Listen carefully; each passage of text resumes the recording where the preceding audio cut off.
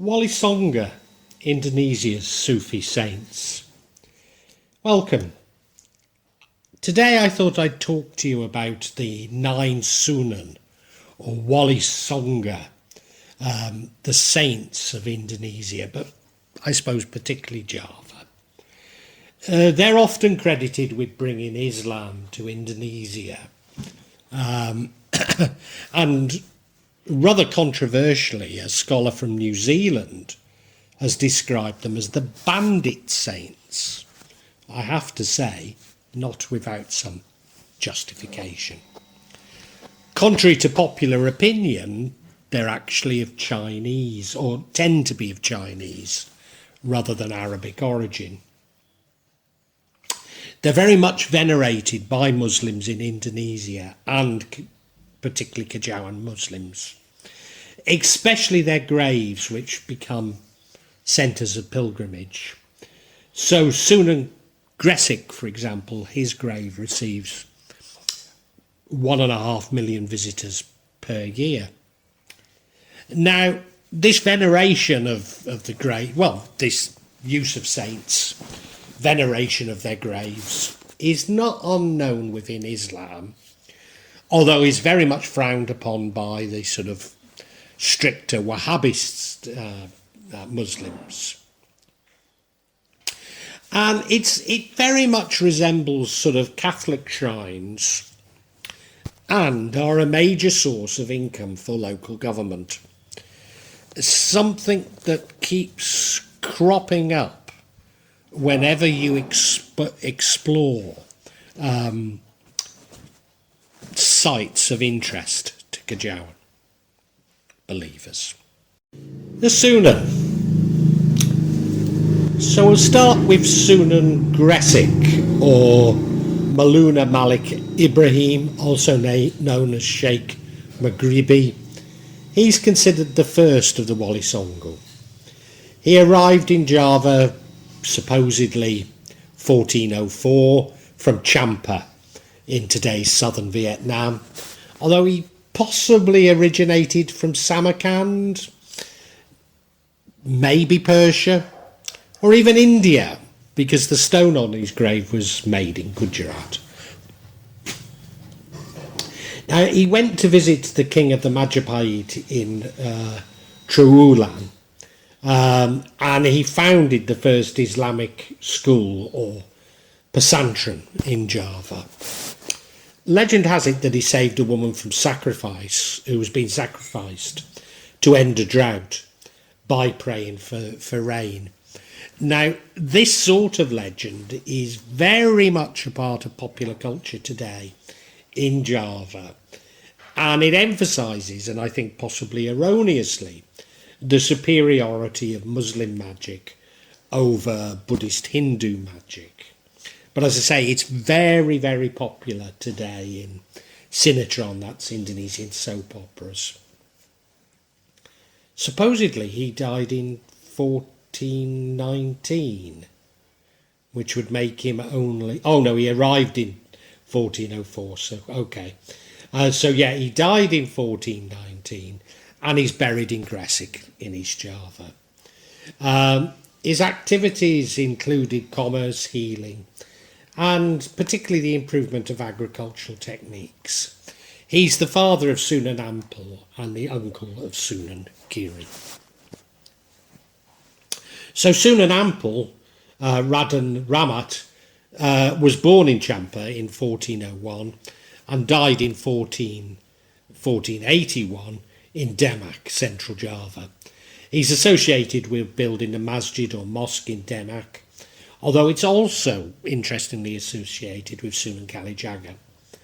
The king granted him a lordship over a small region known as Ampel, in what is now his modern-day Surabaya, and drawing on financial support from foreign Muslim traders already living in the cities of Java's north coast, Sunan Ampel strengthened the local Muslim community around the new masjid and the pesantren.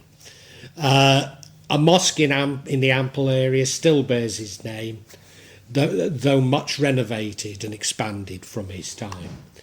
He can be really considered the focal point of the Walisongo.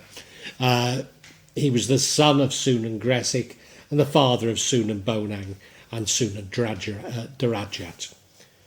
Sunan Giri, Muhammad Anin Yakin, also known as Radan Paku or Jaku Samadu, born in Blambangan, now called Banyuwangi in eastern Java, in 1442.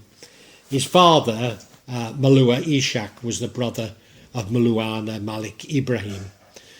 Although a story says that he was the son of a Hindu princess who came from Blambangan as a missionary. She was forced to abandon him in a crisis by setting him adrift in the ocean in a small boat, from which he was rescued by sailors. Story sounding suspiciously like that of Moses or Musa.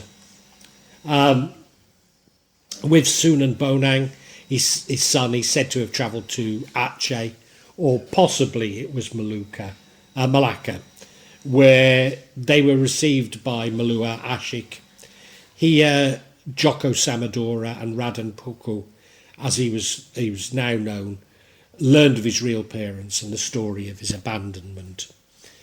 The king of the Majapahit granted Sunan Giri the authority to expand his role in political leadership, which later led on to greater developments of the school. He's accredited with designing games for children and Javanese poetry, which incorporated Islamic messages. He foretold of the rise of the Mataram Sultanate, or the Mataram Empire, I should say, the spread of Islam to Lombok, Sulawesi and Maluku. Sunan Giri's grave is in Gresik, near Surabaya.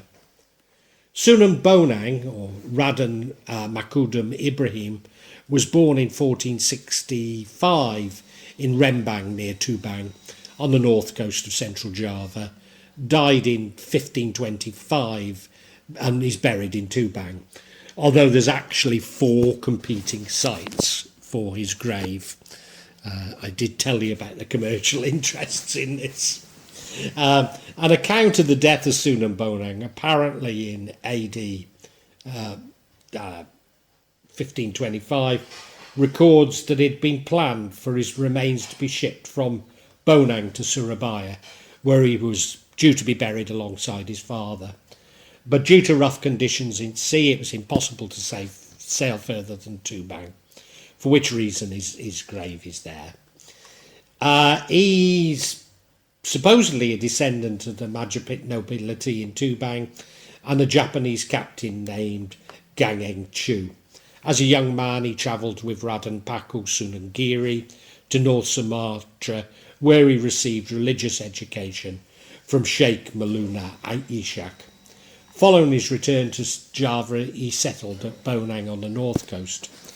It's said that Sunan Bonang never married and left no descendants, preferring instead to devote his life to religious messages. He's also believed to have been the first imam of the great mosque in Demak, which he certainly assisted in its construction. According to one story, Sunan Bonang was responsible for the conversion to Islam of another member of the Walisongo, Sunan Kalijaga. Not surprising then that he, after becoming a prominent ulama, he tried to make Javanese familiar with Islam. He achieved this through art, although he also, in particular, he composed songs for the gamelan orchestra. He's also accredited for adopting the animistic feast of Salamatan into Islam, and he's the brother of Sunan Drajat. Sunan Drajat, Jafar Shadiq, Safaruddin or Rashan Qasim, was born in 1670.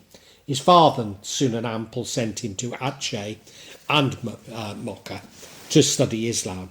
After finishing his study, he taught Islam along the north coast of Java, particular Patrian.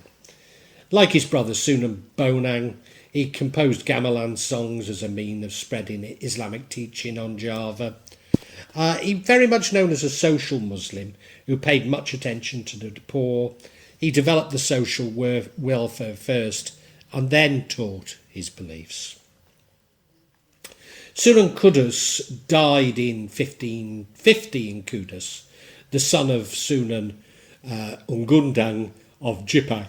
He was a religious teacher and is said further to have commanded the forces of the kingdom of Demak before founding the city of Kudus, sometime in the mid-16th century. Sunan Kudus is, as I say, believed to have died around 1550. Possibly he was the originator of wayang golek puppetry, so that's the 3D puppets as opposed to the shadow puppets. He was so tolerant to local culture that he made use of local symbols particularly symbols of Hindu and Buddhist origin, putting them into the architecture of mosques, especially the entrance gates, symbolising the Noble Eightfold Path of Buddhism, which were possibly originally doors from the palace of the Majapahit Palace. Sunan Kalijaga, or Raden Mas Side, son of Adipati Tuban, Tumangapan Ari Wali Kijata. Amongst the Walisongas, Sunan Kalijaga occupies the special position. Hero, mystic, artist, diplomat, magician. He's recognised as a great peacemaker and wise leader. In legend, he is said to be son of Tumajan Wilati Jakta, and in the service of the Majapahit Empire. Following gambling losses, he's reported to have become a highway robber on the north coast of Java, and Sunan Bonang one day passes him, and Sunan Kalijaga attempts to rob him. Sunan Bonang suggests that it would be better for Sunan Kalijaga to rob a person who will later pass by in blue with a red hibiscus in his ear. 3 days later, Sunan Kalijaga spots a person dressed in blue with a red hibiscus in his ear. But of course, it's Sunan Bonang in disguise. And Sunan Kalijaga attacks him, but Sunan Bonang turns himself into 4 persons, traumatising Sunan Kalijaga so much that he converts to Islam. He takes his name Kalijaga and becomes a wali and marries the sister of Sunan Giri. He used wayang kulit, the shadow puppets, and music to convey spiritual teachings. He witnessed the downfall of the Majapahit Empire, the growth of the kingdoms of Demak, Cirebon, Banten and Panjan. It's popular belief that he founded the Mataram Sultanate with Nirarakinodal and the first Sultan, Prembanam Senapati. Sunan Kalijaga's role as a peacemaker is perhaps best symbolised in the semi-legendary story of the founding of the Great Mosque of Demak, said to have been built by the Walisongo in a single night. Arriving late and with no time to fell and prepare a tree trunk, Sunan Kalijaga created a pillar made up from planks left over by the other walls. To this day, the pillar created by Sunan Kalijaga, which is larger than the rest, is always pointed out to visitors to the mosque. Certainly he built 2 mosques, Masjid Angung Cirebon and Masjid Angung Demak. Sunan Kalijaga was able to translate his experience of Islamic mysticism into Javanese concepts, terms and practices. He had similar mystical experience with other Muslim Sufis in the world, but interesting, unlike many of the others, he didn't withdraw himself from social life.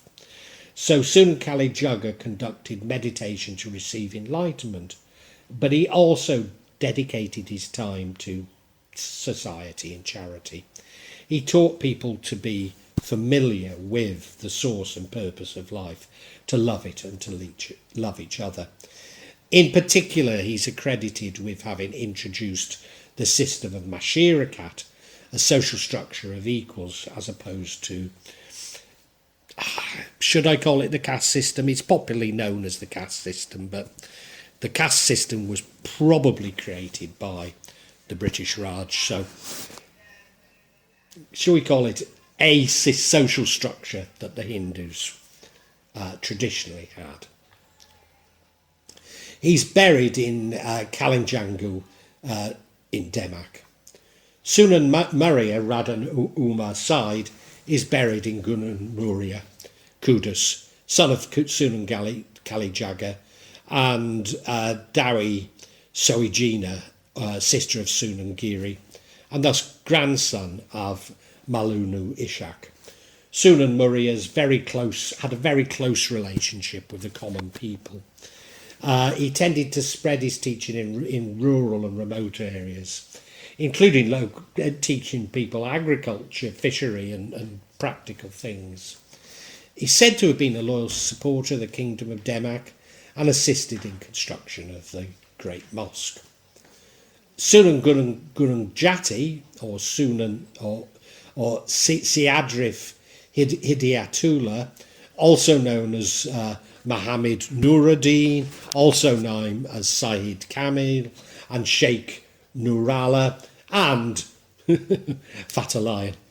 Following the Portuguese invasion of his homeland in 1521, he travelled to Mecca, where he stayed for 3 years. On his return, he entered the services of Sunan Drajat of Demak, whose younger sister he married. During the next few years, as a brilliant military commander, he succeeded in subjugating the north-west coast of Java, as well as the state of Banten. After successfully blocking an attempt by the Portuguese to land at Sunan Kelapa, now in present-day in Jakarta, in 1527, he settled in Cirebon, where he continued to live and teach until his death in 1570. So he's buried in Cirebon, and he was the founder and first ruler of the Cirebon Sultanate. His son, Maluna Husaddin, became the founder and first ruler of the Banten Sultanate. Other Walisongo. There probably are other Walisongo that are worth a mention, largely because they're mentioned in a sort of history of Java, the Badantana Jawi. First of those would be Sheikh Jumadil Kubro, who was the father of Maulana Malik Ibrahim and Maulana Ishak. The second that I'd like to mention is Sunan Sitijenar. Sunan Siti, and this is, well, I think he's fundamental to Kejawan, because he was executed by the other Sunan because he affirmed that it was possible for every human to articulate divine power from within himself. Now, this is a sort of a common theme in Kejawan. But moderate Sufis tend to talk of kissing the threshold of Sharia in similar ways to grounding. And I'd say it's wise advice indeed. Some accounts suggest actually that the other Sunan tended to agree with Sunan Sitijenar. But it was the fact that he made it public. And I suppose it can be summed up in the Kejawan directive. God is within you. God is everywhere. But do not say that you are God. Sunan Walilanang, Sunan Bayat, Sunan Ngudung, who was father of Sunan Kudus. These are sometimes mentioned as other important Walisongo. Well, I really hope you've enjoyed this. Because these are real events, I can't say how regularly I'm going to be adding to this subsection. Because I don't know how often they're going to occur. But I would imagine that they'll be at least every couple of months, maybe monthly.